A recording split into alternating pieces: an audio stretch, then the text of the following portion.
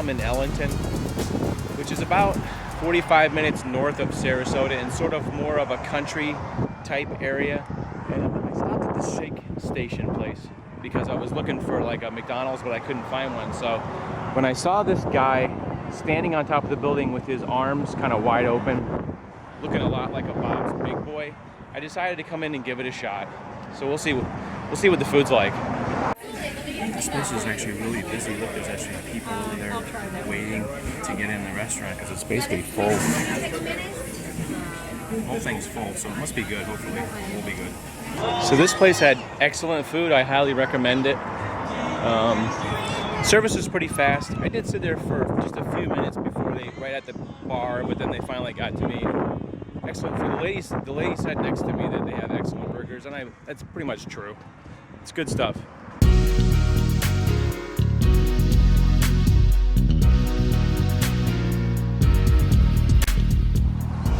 So I was kind of zipping down 301 and I pulled over to kind of check out some of the older neighborhoods around here. And I kind of stumbled on this abandoned property over here. Should we go check it out? Come on, let's go.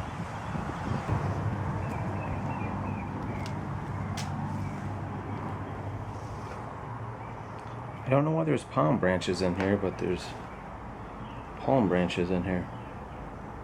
As well as all the drywalls have been ripped up. Probably people taking the wire. You can see the electrical fixture there. Maybe the bathroom area. Top of the roof is like completely gone. Well, there's a giant crack in it there. And this is kind of what's left of the living room area, is kind of party zone, I guess. Look at that door. It's like somebody's got a mattress in here just for those nights where you get a little tired from partying. They actually went pretty extreme, and they actually used plate steel over this window right here. I don't know where they got that, but people still managed to get the door open.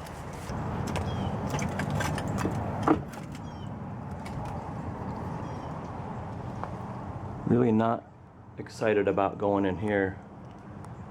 I don't know what this was, but it smells like gasoline in here. Just don't really want to go in. It smells like something bad this way came. I haven't the slightest idea, but after I walked out of there, I saw a guy come out and sit down right in the back of the house. You can still kind of see him through the bushes next to the house over there. I don't know if he was like hiding in there or hiding near there. It's a little creepy there. I kind of noticed that there was a fence here, and the fence actually, the tree grew up around the fence. See that right there? That's steel going right into the tree all the way down. So the tree just grew right into the fence. I thought that was kind of interesting, worth noting. I've never seen that before. Kind of sound like somebody's shooting over there. Hear that? Coming from right over there. There's so much mechanical equipment around here. I wonder what they're doing. It makes me wonder what they're doing over, because it's basically today's a Saturday. Not basically. Today is a Saturday. It's not basically a Saturday. But it's a pretty big, pretty tall bridge over there. This part of Ellenton is where the Manatee River is, in this direction, but the river actually is like a bunch of fingers. As you go east, instead of one being one big river, it fingers into smaller rivers. So this must be an area that is, there's a little body of water, and then there's Fort Hammer, and I don't know what, that's the thing, I don't know what Fort Hammer is, and it's just going to have to be something that later, oh, there's a truck coming over here, it's going to scold me. It's just something I'll have to check out later, because the road is completely closed out here, you can see. And I imagine this guy's going to come over and say, what are you doing out here? And still people are shooting. Still shots being fired over this direction. And this guy, I think, is just watching me over there. Or it looks like they're watching me. I don't know.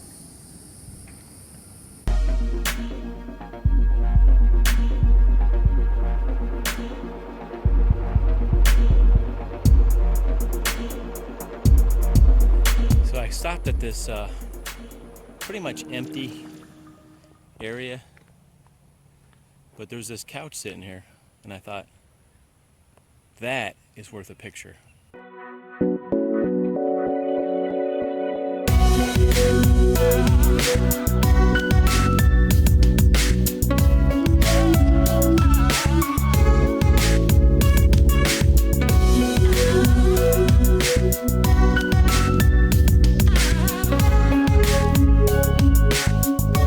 Tripod set up here.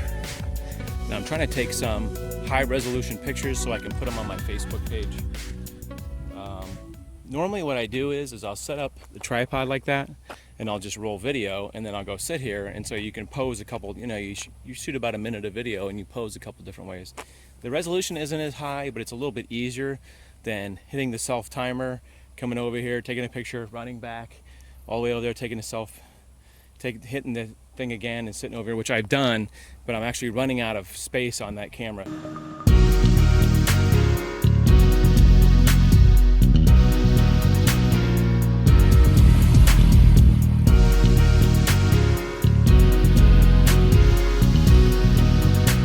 So you can see this is a very country-like small town, especially this little part. Actually, that sign says Wauchula over there. Wauchula, next right. We're right on Erie Road here. But you can see it's kind of a small town. And if you look at this place, it looks like it hasn't changed in about 80 years, just by looking at the brickwork and the overhang, which you don't see much. It's just friggin' awesome. So if you're at all curious why I came out here to, I guess we're in Parrish now. We started out in Ellenton, now we're in Parrish. But you see the sign behind me, it says 301 right there.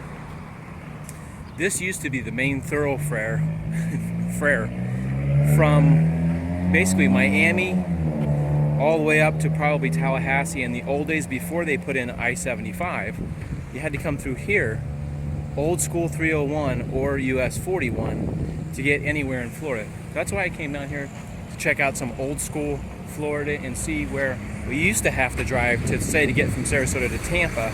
And this is it, 301.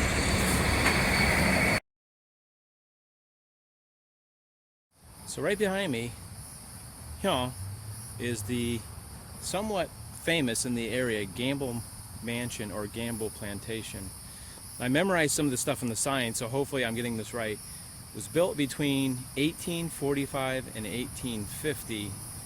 And back then in the day, I guess they had trouble getting regular cement and regular supplies, so they built it out of, part of it was shells, lime, and sand is what they use for the construction. And the sign also says it's an antebellum construction, so what it says online is it says that's pre-Civil War construction, design, architecture-y thing with the columns and all that stuff.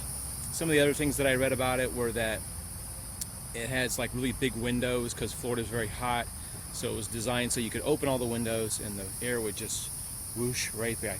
Let's go take a look. Whoosh right by there. Just all over the place. So rather than me pretend like I know much about this building, which I don't, because I haven't been here since I was a kid, we're just going to take a little, maybe a little walk around. You can see it's basically a two-story house, plantation style. You can look it up online, and there's the little memorial plaque about Judah P. Benjamin Memorial. He was a Confederate cabinet member who escaped to England. You can see a little bit of the inside windows in there. So you can, there's the prices right there. You can take a tour, except for like Tuesday and Wednesdays, I guess. But you can see that basically the outside is held up by the big columns and stuff. It's got the classic large windows. There's a bunch of rocking chairs in there right there. You see the rocking chairs? As far as I can tell you, this looks like it's a reservoir for water. I don't know if it was like they had a mine. You can kind of see that there's water in the bottom down there. Did I say mine? Obviously it's late in the day. Look, there's a little lizard climbing along the roof right there, getting some sun. Little tiny lizard. hanging out. This is a reservoir for a well, okay, a well. But here you can see the side portion of the plantation. At some point I'm going to come back and do the inside tour and everything, so I thought we'd, just while I was in town, I would kind of come check it out. This is a big bell. Why is it, no matter where, oh, there's another lizard right there, right on top of the bell. See that little lizard? Lizard, I guess this is the lizard mansion. You can see the stairway that goes up to the second floor. You can't go in that now because it's basically closed, and that's for tours, I guess. But it sort of looks like it's all concrete on the interior there. That sort of that middle section was made out of concrete, and it says at some point it was like 2 feet thick. I don't know anything about this part, but there's also kind of like a little park area which is available till sunset, I guess, so you can kind of chill out here and enjoy some of the grounds. You don't have to pay anything just to come in here. Mainly the tours inside are what costs money. As previously stated, I don't know really anything about this building other than what it was made out of, what it said on the sign there. So I'm like wondering, does anybody know why they build these things? Because on this side it doesn't really have any of those brackety looking things. These windows seem very low though. You can probably see inside a little bit here. Very dirty windows. This, you really can't tell much by this, but there's like a table there and fireplace. But the ranger guy said you can look around as much as you want until sunset. Here's another little look of an interior room there. So as you walk toward the back of the property, there's a big parking lot, and there's some things out here. I think we should go check out what those things are. The sign says there's sugar rollers from the Braden Plantation, Braden River, 1850. I don't know where the Braden Plantation, I don't know if that means this place. They were donated, apparently, but they're like very heavy iron or something. But look at the size of the cogs on that thing. That is some major stuff. So as a sugar layman, I'm just assuming that you feed the sugar into that, and then it squishes all the sugar, water, pulp stuff out of it, and that's where you get sugar.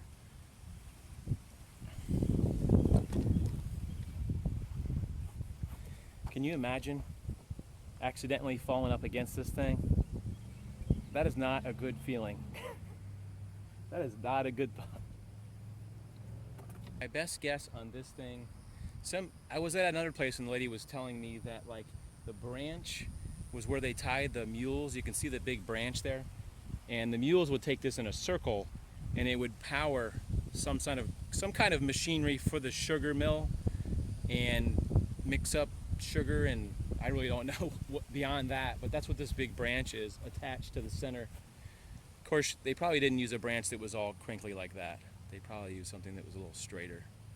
So it seems to me that these like big hat looking things, I guess, is where maybe you'd hold the sugar water once you extracted the sugar water and stuff, but now they like kind of like big bird baths now for birds.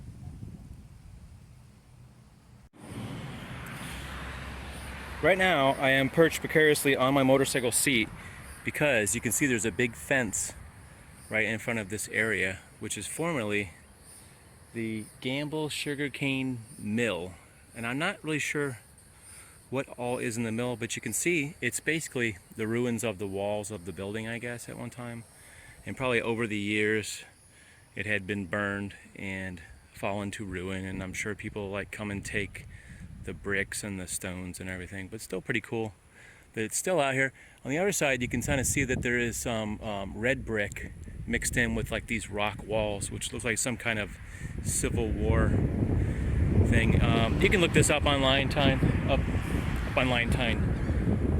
online also. Just look up Gamble Sugarcane Mill, and there's probably some photos on there as well.